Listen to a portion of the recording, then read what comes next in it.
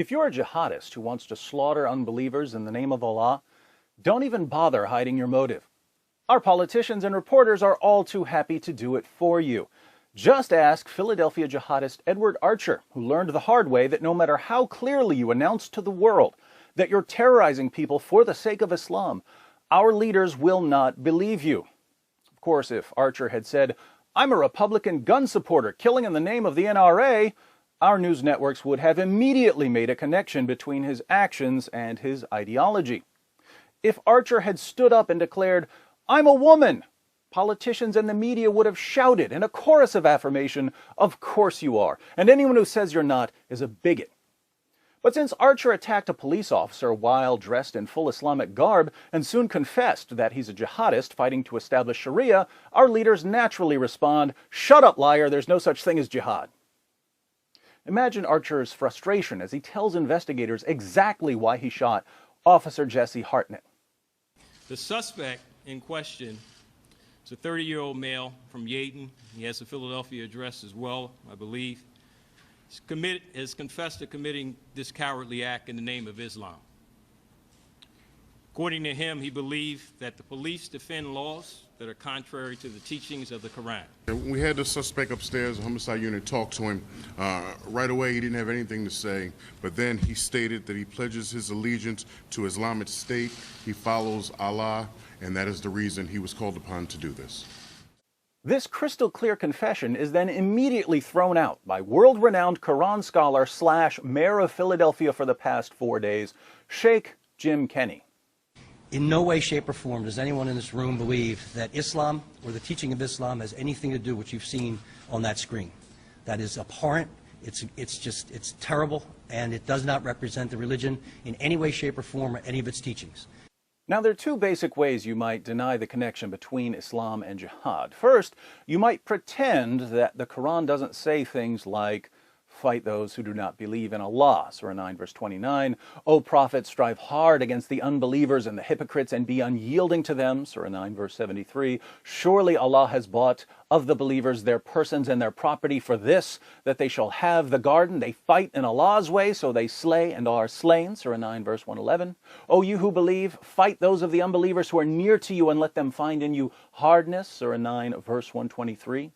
"Muhammad is the messenger of Allah, and those who are with him are severe against disbelievers and merciful among themselves," Surah 48, verse 29, and so on. Unfortunately, the claim that the Quran doesn't say these things can be refuted using the skills a 5-year-old learns on Sesame Street. If you can read, you can know what Islam teaches. The second way you might deny the connection between Islam and jihad is by pretending that there's no relationship between what a religion commands and what the adherents of that religion do.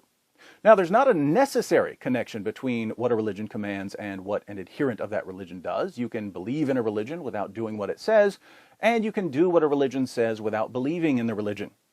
But does this mean that there's no connection at all? When a Muslim prays 5 times per day, does this have something to do with Islam? Other people can pray 5 times a day. I might pray 5 times tomorrow, and it will have nothing to do with Islam. But when a Muslim prays 5 times a day, does it have something to do with Islam? Of course it does, because Muhammad commanded his followers to pray 5 times a day. When a Muslim fasts during the month of Ramadan, does this have something to do with Islam? Non-Muslims might coincidentally fast during that month, and it will have nothing to do with Islam. But when a Muslim fasts during the month of Ramadan, is there a connection to his religion? Of course there is, because Muhammad commanded his followers to fast during the month of Ramadan. When a Muslim takes the pilgrimage to Mecca, does it have something to do with Islam? Yes, because Muhammad commanded his followers to take the pilgrimage to Mecca. When a Muslim goes to the mosque on Friday, or recites the Shahada, or pays zakat, does this have something to do with Islam? Absolutely.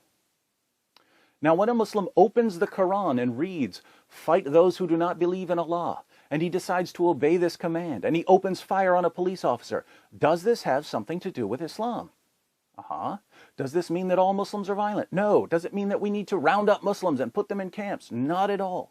But is there a connection between Islam commanding its adherents to wage jihad and the jihad that some of these adherents wage? No question. So when politicians like Mayor Kenny, after every Islamic terrorist attack, rush to defend the ideology that inspired the attack, when they say ridiculous things like, this is a criminal with a stolen gun who tried to kill one of our officers, has nothing to do with being a Muslim or following the Islamic faith. we can only respond, What you just said is one of the most insanely idiotic things I have ever heard. At no point in your rambling, incoherent response were you even close to anything that could be considered a rational thought.